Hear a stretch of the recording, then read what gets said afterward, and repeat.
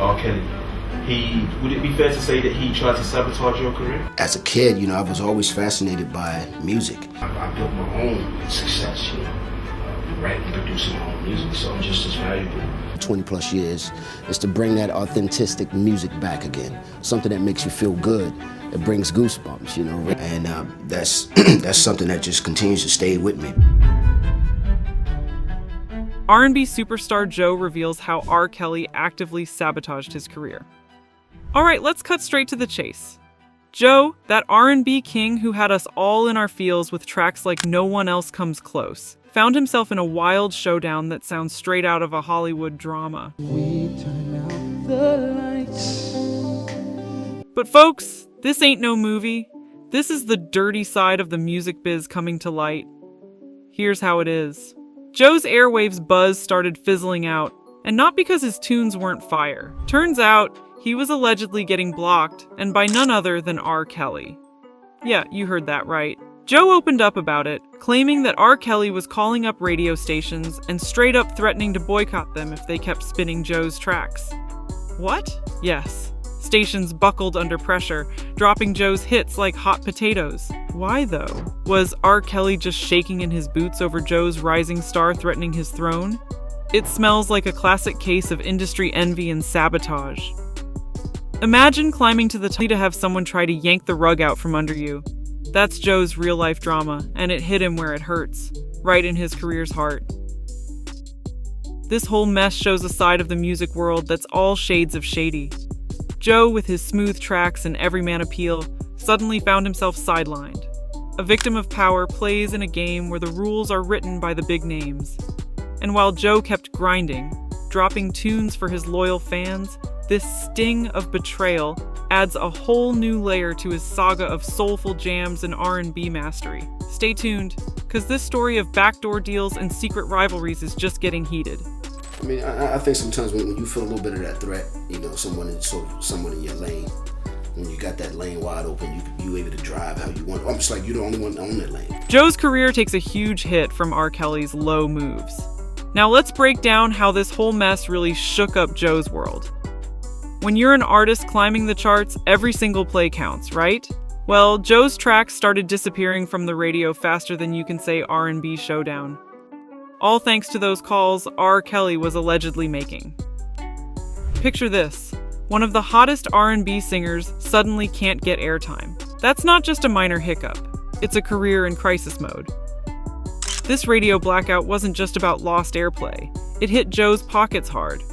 Album sales, down, royalties, slashed, visibility, nearly vanished. When you're not on the radio, you're not on people's minds. And that's deadly in the music game.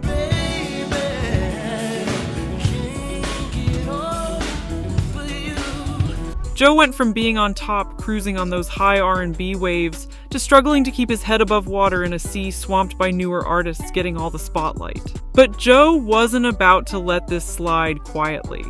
He went public with the accusations against R. Kelly, pulling back the curtain on a side of the industry that's darker than most fans ever see. I built my own success, writing and producing my own music, so I'm just as valuable an artist as he is. It was a bold move, laying it all out in the open, and it stirred up a whole lot of talk.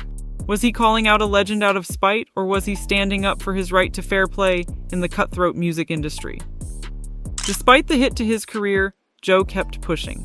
He didn't just roll over and disappear. He hit the studio, dropped new tracks, and reached out to his fans directly, proving that no amount of industry sabotage could silence his voice completely. I wish that I could take a journey through your mind. It's a testament to his resilience and his commitment to his music, even when the industry politics played dirty. Before we dive deeper into the drama, let's take a step back to where it all started for Joe, back to his roots in Columbus, Georgia. Born into a family where both parents were preachers, Joe was soaked in gospel music from the get-go. Growing up, he moved to Alabama, where he wasn't just another kid in the choir, he was leading it and playing the guitar. Music wasn't just a part of his life, it was his life's foundation.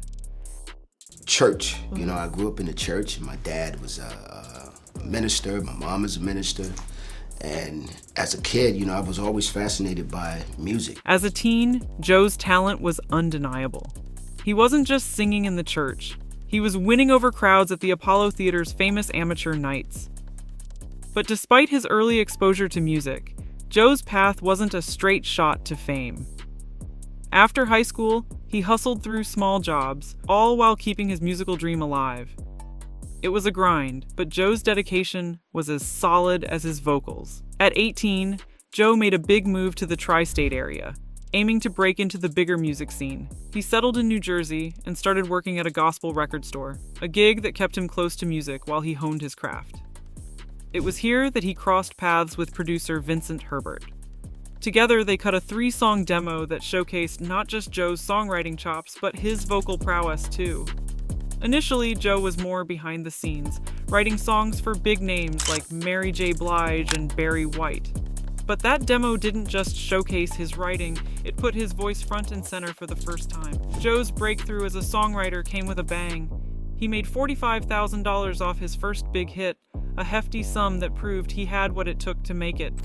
I know that I put you through hell, and you deserve to be with someone else. Record companies saw what he could do, and soon he was the one fielding offers, not just making them. Joe's journey from choir boy to chart topper was set in motion, his dream fueled by every note he played and every line he wrote. Alright, let's dive into how Joe went from hidden gem to R&B royalty. After setting the stage with his first album, Joe wasn't just warming up, he was on fire. His second album, All That I Am, exploded onto the scene in '97, cranking out bangers like All the Things Your Man Won't Do and Don't Want to Be a Player. These weren't just hits, they were cultural moments. And bam, platinum baby, with over 1.2 million albums flying off the shelves. And in love with you. Yeah. But hold up, the ride was just getting started. Enter 2000, the year Joe dropped My Name Is Joe. This wasn't just another album, it was a juggernaut. We're talking triple platinum with over 3 million copies sold. Hits like Stutter took over not just R&B charts, but crossed over, smashing mainstream lists too. Joe wasn't just in the game, he was the game. And Joe wasn't doing it solo. He was teaming up with the likes of Mariah Carey, adding his Midas touch to Thank God I Found You, scoring Grammy nods left and right. This guy wasn't just making tracks, he was making history. This way. Through the 2000s, Joe kept the hits coming, proving he wasn't a one-album wonder. He was a mainstay in R&B, a constant in a world of one-hit wonders and flash-in-the-pan stars. And while he was cranking out the tunes, Joe was spreading his wings, dipping into real estate, and even launching a clothing line. Talk about multitasking. Joe's journey from the church choir to the top of the charts is no small feat. It's a story of grit, grind, and sheer talent. Stay tuned as we keep unpacking how Joe managed to stay relevant in the cutthroat music biz, where only the strong survive. Now, even though Joe faced some serious radio drama and industry backstabbing, let's not forget how he kept his groove going strong. After the storm hit, Joe didn't just vanish. He morphed into an independent music maestro, proving he didn't need the big label machine to keep his legacy alive. In 2007, Joe waved goodbye to Jive Records and stepped into the indie scene with a bang. His first move? Dropping Joe Thomas' New Man, which landed a sweet spot at number 8 on the Billboard 200. But Joe wasn't stopping there. He followed up with Signature in 2009, hitting the charts again and showing everyone that he still had the magic touch.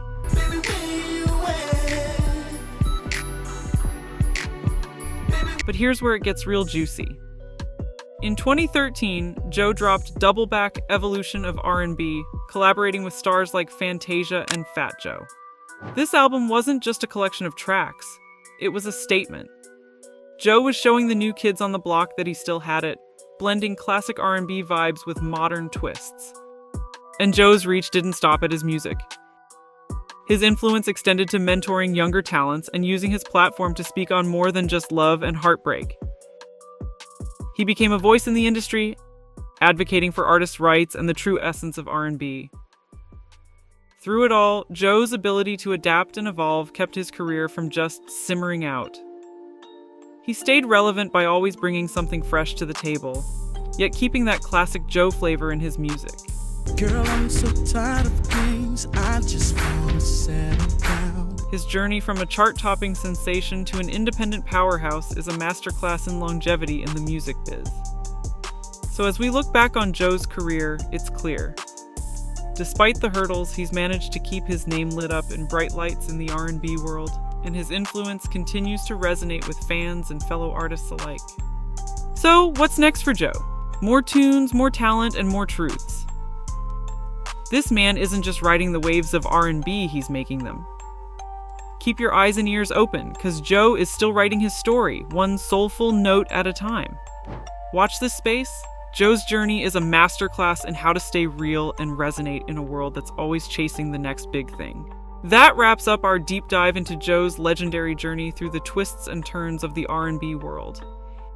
If you loved uncovering the layers of his legacy with us, don't just sit there, hit that subscribe button. Join our community for more explosive stories, insider peeks, and all the music drama you can handle. And hey, drop a comment below. Who should we spotlight next? Your favorite artist could be our next deep dive. Subscribe, share, and keep the vibes alive. Catch you in the next one. I do believe that there's a love you wanna share.